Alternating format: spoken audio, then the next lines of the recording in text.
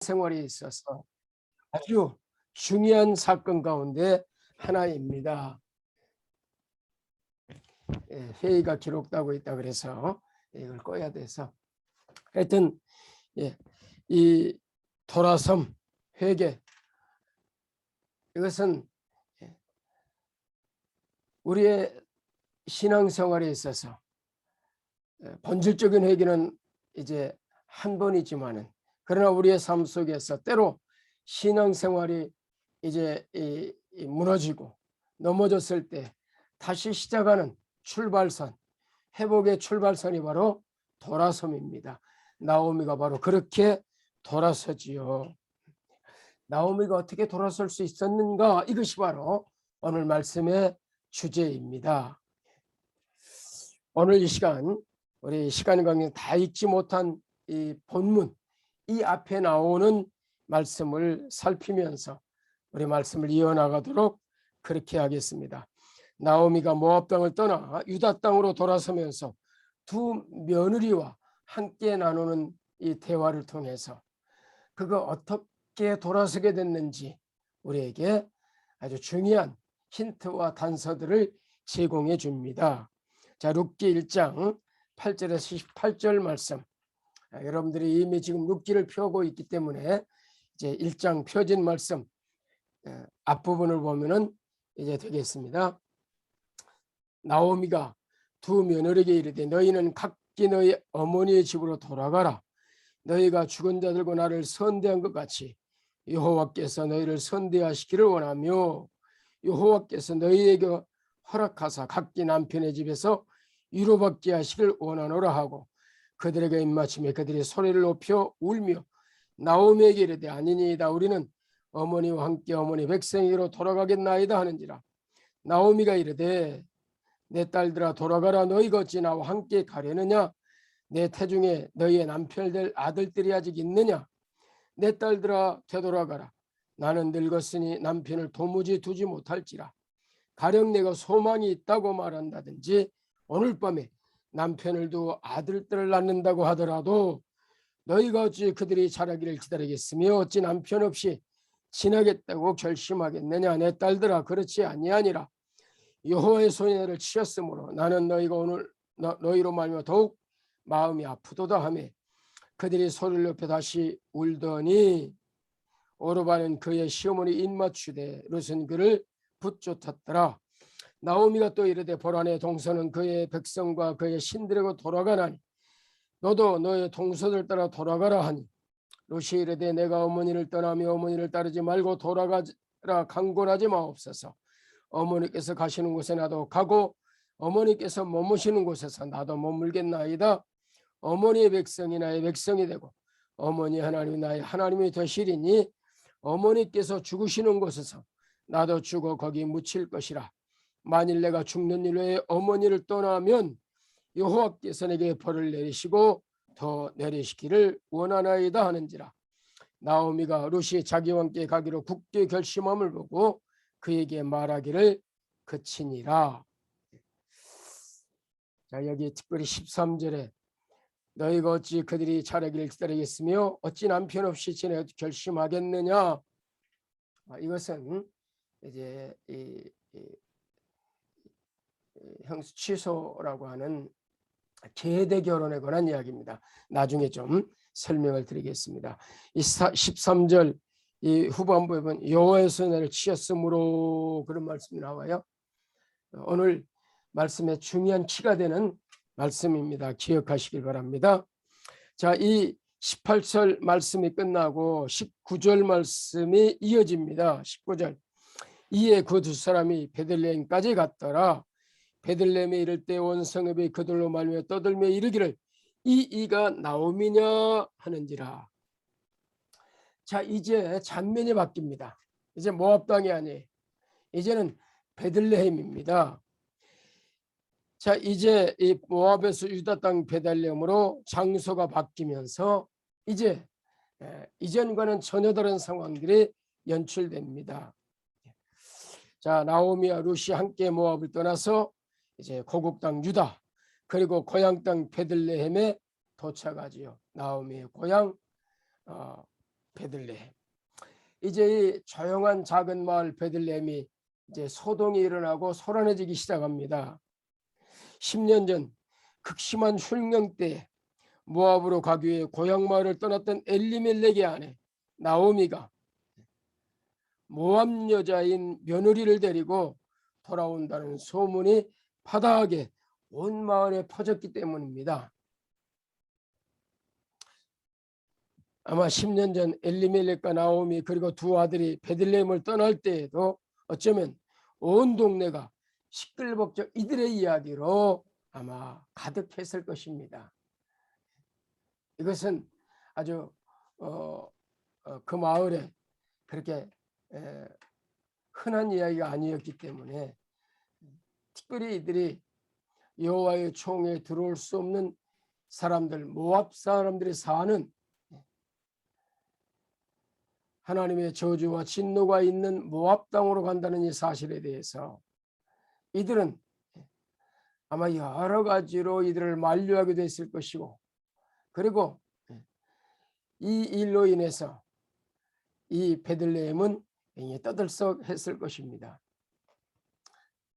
이제 이들이 떠난 뒤에 시간이 지나면서 이들을 기억하는 사람들은 하나 둘씩 이제 그들의 기억 속에서 멀어지기 시작했을 것입니다.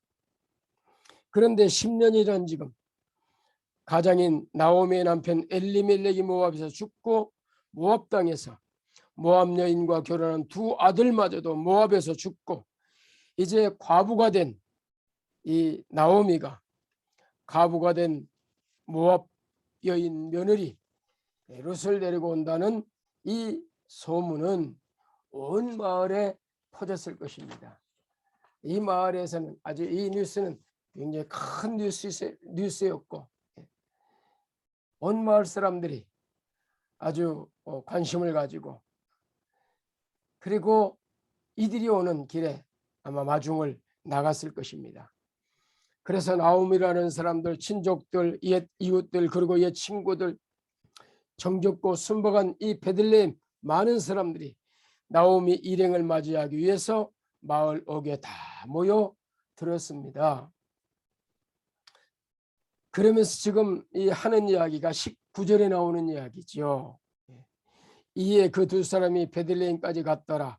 베들레헴에 이를 때에 온 성읍이 그들로 말미암아 떠들며 이르기를 그러지.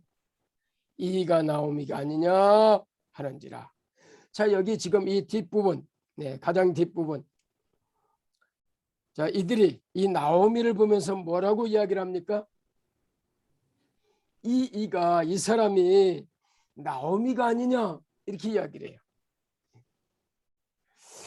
자, 물론 10년이 지났으니 10년이면 강산도 변하는 그런 세월입니다.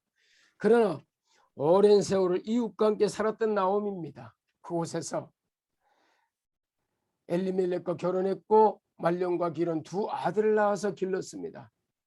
그러다가 그들이 이 고향 땅을 떠난 것이지요. 아무리 10년 세월이 지났다고 해도 변하면은 얼마나 변했겠습니까?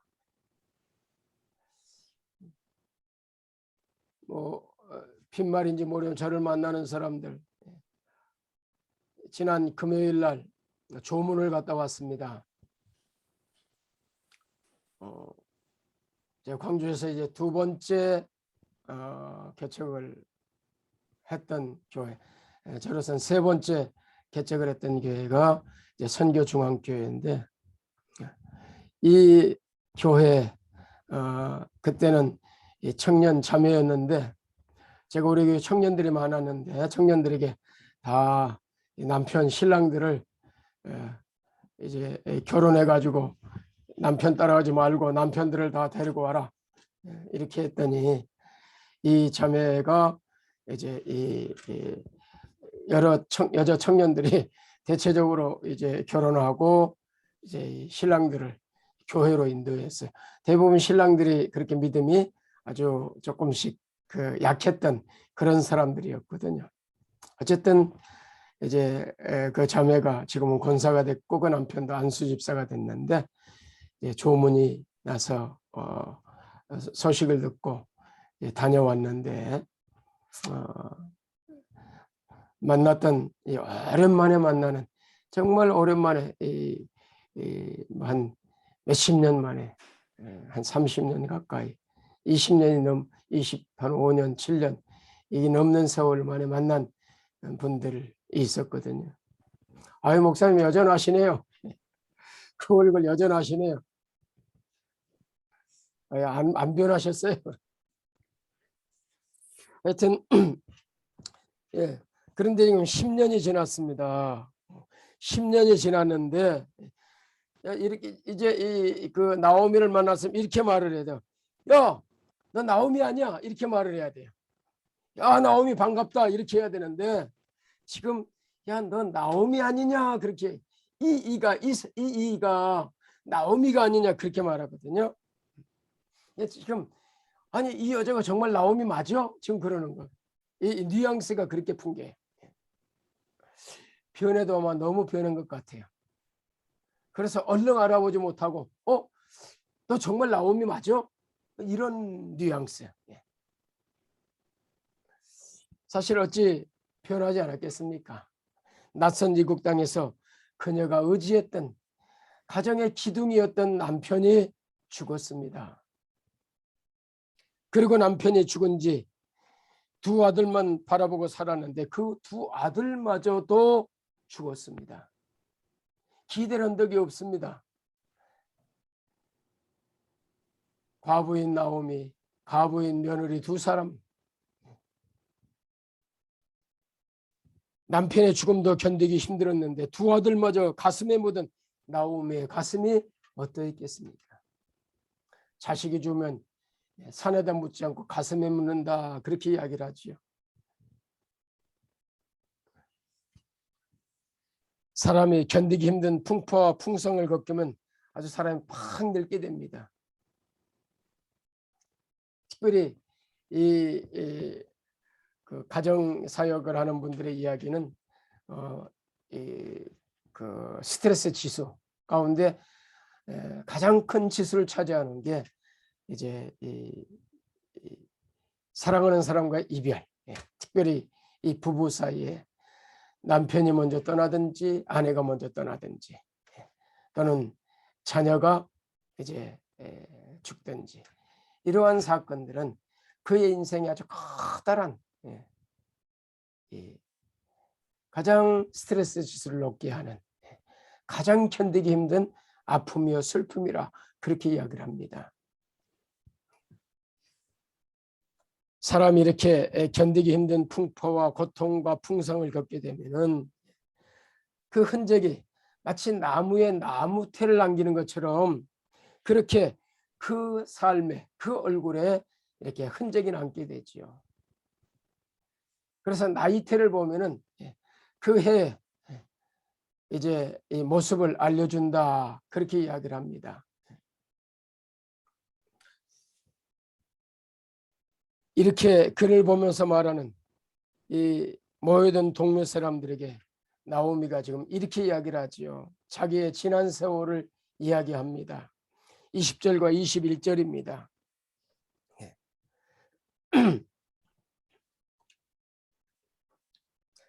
나오미가 그들에게 이르되 나를 나오미라 부르지 말고 나를 마라라 부르라. 이는 적는 자가 나를 심히 괴롭게 하셨음이니라. 내가 풍족하게 나갔더니 여호와께서 내게 비오 돌아오게 하셨느니라.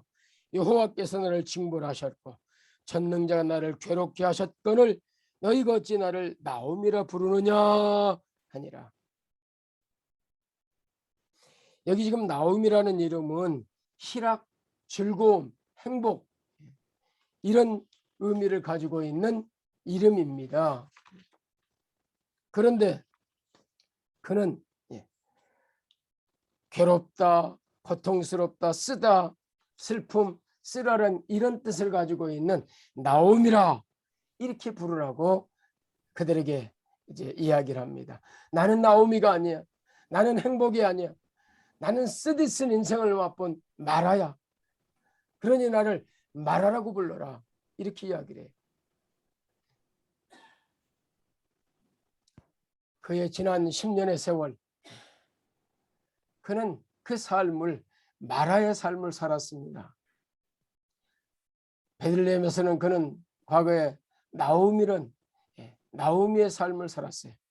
행복한 삶을 살았어요. 풍족한 삶을 살았어요. 그런데 이 베들레헴을 떠나 더 풍족한 삶을 살고자 모압 땅으로 옮겼지만은 그에게 남은 것은, 그리고 그 10년 동안의 그의 삶은 고통이었고 슬픔이었고 외로움이었고 아픔이었습니다. 그것은 마라였습니다. 나오미가 왜 이렇게 자신을 마라라 부르라 말하느냐? 그거 바로 20절 21절이죠. 이는 젖는 자가 나를 심히 괴롭게 하셨습니다. 내가 풍족하게 나갔더니 여호와께 내게 비어 돌아오게 하셨느니라. 여호와께 나를 징벌하시고 젖는 자를 심히 괴롭게 하셨다. 그래서 정리하면은 20절, 젖는 자가 나를 괴롭게 했다. 심히 괴롭게 했다. 풍족함이라는데 여호와께서 아주 빈털터리가 되게 만들었다. 여호와께 나를 징벌하셨다. 전능자 하나님께 나를 괴롭게 하셨다. 나오미는 이 모든 사건을 이미 모압에서 돌아설 때 며느리들과 나눈 대화 13절에서 아주 한마디로 이야기한 게 이런 이야기입니다.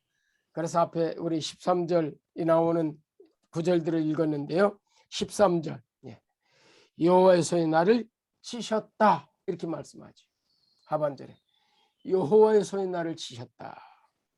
여호와의 손이 나를 치셨으므로 그래. 이 모든 괴로움 또 이 징벌 이런 것들을 한마디로 이야기를 해서 그것은 하나님의 손, 하나님의 손이 나를 치셨다. 하나님의 손이 간섭하셨고 하나님께서 일하셨다. 이렇게 이야기를 하는 것이죠. 성경에는 여호와의 손, 하나님의 손이라는 표현이 많이 나옵니다. 다 찾아볼 수는 없고 대표적으로 우리 사무엘상 그리고 민수기 이 두 권만 찾아보겠는데요. 먼저 사무엘상 5장 6절에서 12절입니다.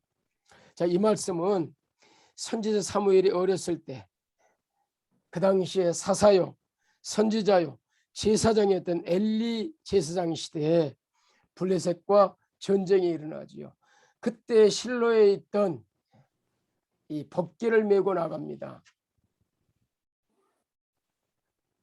이 아벡 전투에서 블레셋 사람들에게 이 법궤를 빼앗기지요. 그게 이제 사무엘상 4장입니다. 그리고 법궤가 블레셋 진영으로 갑니다. 그런데 이 블레셋 진영에 이 하나님의 법궤로 인해서 심각한 문제들이 일어나지요.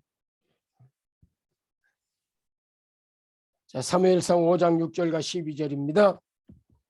여호와의 손이 아스돗 사람에게 엄중히 더하사 독한 종기의 재앙으로 아스돗과 그 지역을 쳐서 망하게 하니 아스돗 사람들이 이를 보고 이르되 이스라엘 신의 괴를 우리와 함께 있지 못하게 할지라. 그의 손이 우리와 우리 신 다곤을 친다 하고. 자, 9절입니다. 그것을 옮겨간 후에 여호와의 손이 심히 큰 환난을 그 성읍에 더하사 성읍 사람들의 작은 자와 큰 자를 다 쳐서 독한 종기가 나게 하신지라.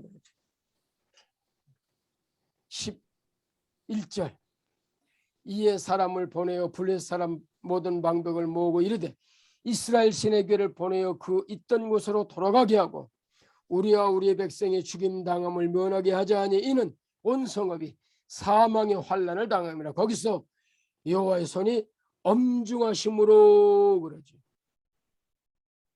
12절, 죽지 아니한 사람들은 독한 종기로 치심을 당해 성읍에 부르짖으며 하늘에 사무쳤다.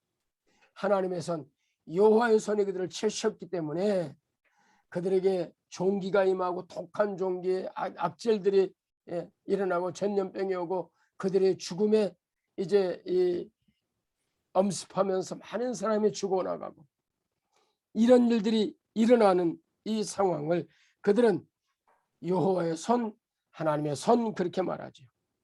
6절에 여호와의 손, 7절에 그의 손, 9절에 여호와의 손, 11절에 거기서 하나님의 손이 엄중하심으로. 그래서 여호와의 손, 하나님의 손, 그의 손, 하나님의 손이지요. 법궤를 함부로 대한 블레셋 사람들에 대한 하나님의 징계, 하나님께서 그들에게 아주 엄중한 징계를 내리셔서 심판을 하시지요. 이 하나님의 손, 이것은 징계하신 하나님의 손입니다. 그래서 여기서 이 표현들을 하나님의 손이라 이야기를 하죠. 나오미도 하나님의 손이 여호와의 손이 나를 치었으므로 그렇게 이야기를 하죠. 자, 성경 곳곳에 이렇게 여호와의 손의 표현을 민수기에도 이렇게 말씀해요. 민수기 11장 23절 여호와께서 모세에게 이르시되 여호와의 손이 짧으냐 그러죠. 여호와의 손.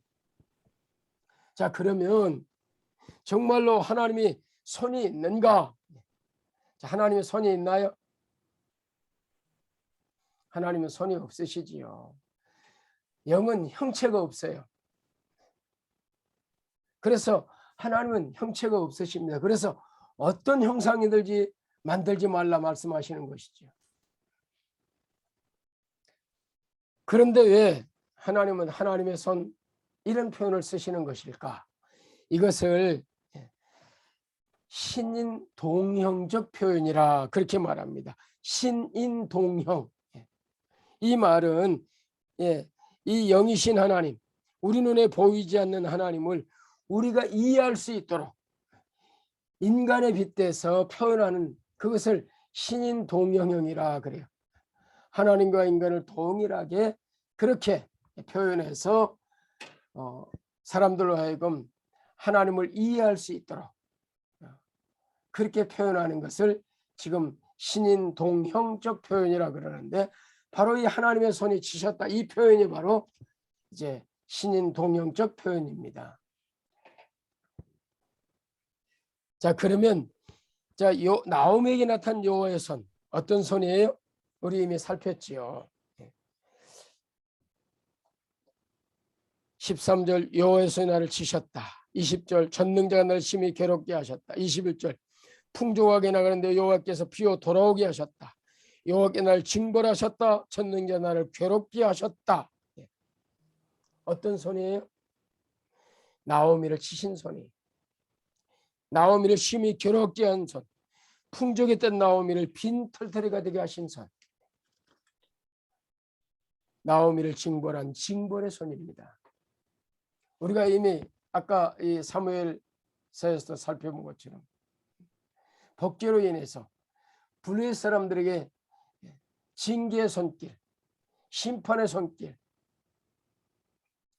하나님께서 질병과 또 죽음으로 그들을 치셨던 손길, 그 손길이 바로 여호와의 손, 하나님의 손입니다.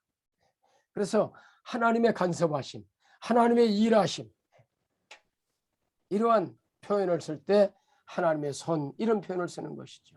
물론 이제 부정적으로는 이렇게 표현되기도 하지만 또 긍정적인 표현도 있어요. 오늘은 이 부분을 살펴보지 않을 것입니다. 왜냐하면 이 룻기서에서는 나오미와 더불어 지금 나오는 이 표현은 바로 이러한 하나님의 치시는 손길로 등장하고 있기 때문에 이러한 부분에 대해서만 오늘은 살펴봅니다. 자, 왜 그러면은 자비하신 하나님께서 나오미를 이렇게 치셨는가? 그것은 나오미로 하여금 모압에서 애굽으로, 이 모압에서 베들레헴으로 하나님의 땅, 하나님이 임재하시는 곳, 언약의 백성들이 살아야 될 곳, 그곳으로 다시 돌아오게 하기 위한, 나오미의 회복을 위한 하나님의 손길이었습니다. 그것은 하나님의 방편이었어요. 일하시는 방편이, 하나님의 은혜의 방편. 그것은 또 다른 표현으로 하나님의 사랑의 손길입니다. 히브리서 12장 6절과 8절에 이렇게 말씀해요. 주께서 그 사랑하시는 자를 징계하시고 그가 받아들이시는 아들마다 채찍질하심이라 하였느니라. 너희가 참으면 징계를 받기 위함이라. 하나님이 이 아들과 같이 너희를 대우하시나니 어찌 아버지가 징계하지 않는 아들이 있으리요. 징계는 다 받는 것이오늘 너희에게 없으면 사생자요 친아들이 아니니라. 하나님이 사랑하시기 때문에 징계하신다. 사랑하시기 때문에 치신다. 그렇게 말씀해요. 자, 나오미에게서는 사랑의 손길이에요. 이건 징계. 그런데 지금 이 사무엘서에 나왔던 이 블레셋에게는 심판의 손길이에요. 그건 징벌의 손길이에요. 이 징계의 목적이 뭐냐? 10절에 이렇게 말씀합니다. 10절 11절. 그들은 잠시 자기의 뜻대로 올 징계였거니와 오직 하나님 우리의 유익을 위하여 그의 거룩하심에 참여하게 하시느니라. 우리로 하여금 거룩한 주의 백성이 돼서 그 하나님 나라의 거룩한 백성으로 참여할 수 있도록 우리의 유익을 위해서 징계하신다. 하나님의 손길이 이렇게 우리를 징계한다. 11절. 무릇 징계가 당신은 즐거워 보이지 않고 슬퍼 보이나 후에 그로 말미암아 그 징계로 말미암아 연단받은 자들은 의와 평강의 열매를 맺느니라. 그렇게 말. 의와 평강의 열매, 신자가 맺어야 열매, 하늘의 열매를 맺게 된다. 그런 말씀. 하늘의 삶을 살게 만든다.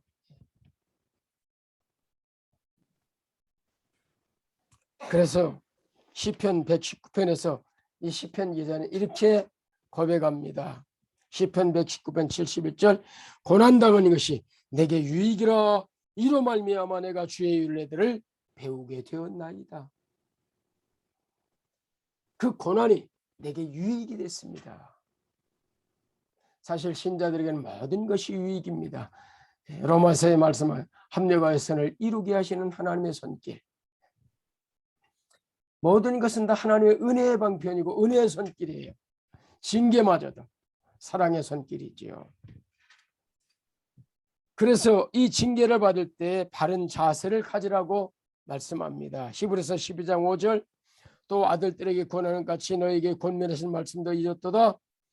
일렀으되 내 아들아 주의 징계하심을 경히 여기지 말며 그에게 꾸지람을 받을 때 낙심하지 말라. 그 경이하심을 이 징계를 경히 여기지 말고 가볍게 여기지 말고 그리고 그 징계로 인해서 낙심하지 말아라. 좌절하고 낙심하고 하나님께 원망하고 그 징계를 무겁게 받아들이고 징계하신 의미들을 생각하면서 그리고 그 징계의 목적을 따라서 돌아서야 되는 것이죠. 우리가 신앙생활을 꼭 지켜야 하나님의 성과 관련된 성경 한 곳을 이제 좀 더 보겠는데요. 신명기 8장입니다. 이 말씀 기억하면 우리에게 커다란 유익이 있지요. 자, 8장이 내 하나님 여호와께서 이 40년 동안에 내게 광야의 길을 걷게 하신 것을 기억하라. 이는 너희를 낮추시며 너를 시험하사 내 마음이 어떠한지 금령을 지키지 않는지 알려 하심이라. 너를 낮추시며 너를 줄이게 하시며 또 너도 알지 못하면 내 조상들 알지 못하는 만나를 내게 먹이시는 사람이 떡으로만 사는 것이 아니 하나님의 입에서 나오는 모든 말씀으로 사는 줄을 내게 알게 하려심이라. 5절. 너는 사람이 그 아들을 징계같이 내 하나님 여호와께 너를 징계하신 줄을 마음에 생각하고 내 하나님 여호와의 명령을 지켜 그의 길을 따라가며 그를 경외하라. 그렇게 말씀합니다. 하나님께서 우리의 유익을 위해서 때로 우리를 낮추게 하시고 낮추시고 이 광야의 길을 걷게 하신다라고 말씀하세요. 이것은 하나님의 축복의 손길이에요. 그래서 우리는 이러한 이 고난과 역경과 이 고통들 오히려 하나님께 감사하면서 하나님의 은혜입니다라고 고백하지요. 하나님의 손은 우리를 위한 하나님의 간섭의 손길이요, 그것은 하나님의 사랑의 손길이요, 그것은 하나님의 은혜의 손길입니다. 문제는 이 하나님의 손길이 나갈 때 그것을 어떻게 해석하느냐. 그래서 신자는 해석하는 것이에요. 신앙은 해석의 능력이, 내게 만나는 사건과 여건과 그 환경들을 어떻게 해석하는가, 내가 만난 질병, 내가 만난 파상, 내가 만난 어려움, 내가 만난 고통, 이것들을 어떻게 해석하는가. 그 해석료에 따라서 삶의 태도가 달라지고 삶의 결과가 달라져요. 나오미는 어떻게 해석합니까? 하나님 나를 치셨으므로 내가 지금 돌아오게 됐다, 그렇게 이야기하죠. 나오미의 돌아섬, 지난 시간에 말씀 이 나오미의 돌아섬, 어떻게 그가 돌아설 수 있었는가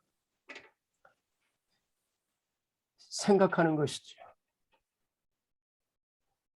그래서 그가 만났던 이 고통의 시간들, 그가 만났던 이 아픔들을, 하나님께서 나를 사랑하셔서 나로 하여금 돌아서도록 하나님께서 내게 이 시련을 주셨구나, 내게 이 고통과 아픔을 주셨구나. 그리고 지금 나오미는 돌아서서 이제 그가 있어야 될 것, 유다 땅, 하나님의 땅, 베들레헴으로 돌아온 것입니다. 하나님의 품으로 돌아온 것이에요. 하나님께로 돌아오는 것이 바로 은혜입니다. 하나님은 또한 그렇게 돌아오도록 하나님의 손을 드십니다.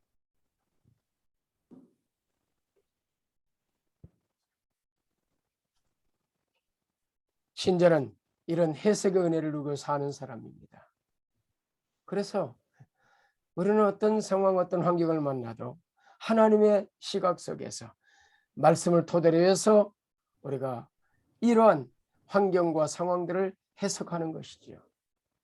그리고 하나님 감사합니다. 신자의 삶에는 버릴 게 하나도 없어요. 그 모든 것이 다 합력의 선을 이루게 되거든요.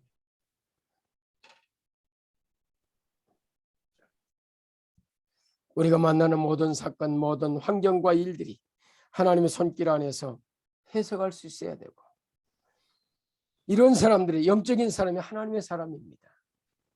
이것이 바로 하나님의 은혜입니다. 깨닫는 은혜. 나로 하여금 돌아서게 하시는구나. 하나님의 사랑의 손길이구나.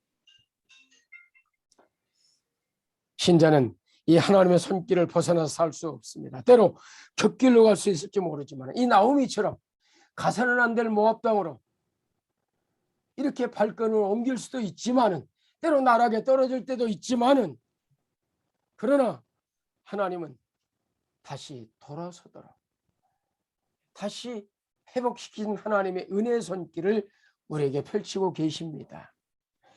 이것을 신학적으로는 성도의 견인이라 그렇게 이야기해요.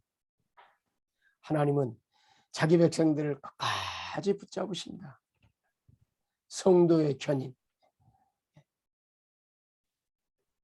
지금도 이 성도의 견인이라고 하는 이 견고한 교리 안에서 우리는 신앙생활을 하면서 살아가는 것이지.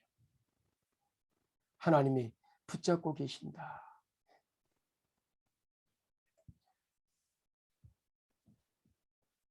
물론 하나님께서는 이렇게 때로 치시는 손길이지만 때로 어루만지는 그런 손길이기도 하세요. 한 구절만 읽고 말씀을 마치겠습니다. 호세아서 6장 1절입니다. 오라, 우리가 여호와께로 돌아가자. 여호와께서 우리를 찢으셨으나 도로 납게 하실 것이요 우리를 치셨으나 싸매어 주실 것임이라. 아멘. 지금도 우리 하나님은 이렇게 우리를 때로 찢기도 하시지만, 우리를 치기도 하시지만 도로 납게 하시고 그리고 싸매어 주시는 하나님이십니다. 나오미에게 맺던 이 하나님의 손길이 저와 여러분에게도 늘 함께한다는 사실을 기억하시면서 그 하나님의 은혜 안에서 살고 있는 신자의 삶이 얼마나 행복한 것인가. 여러분의 인생이 마라가 아니라 나오미라는 인생이 되기를 주의 이름으로 축원합니다. 하나님 감사합니다.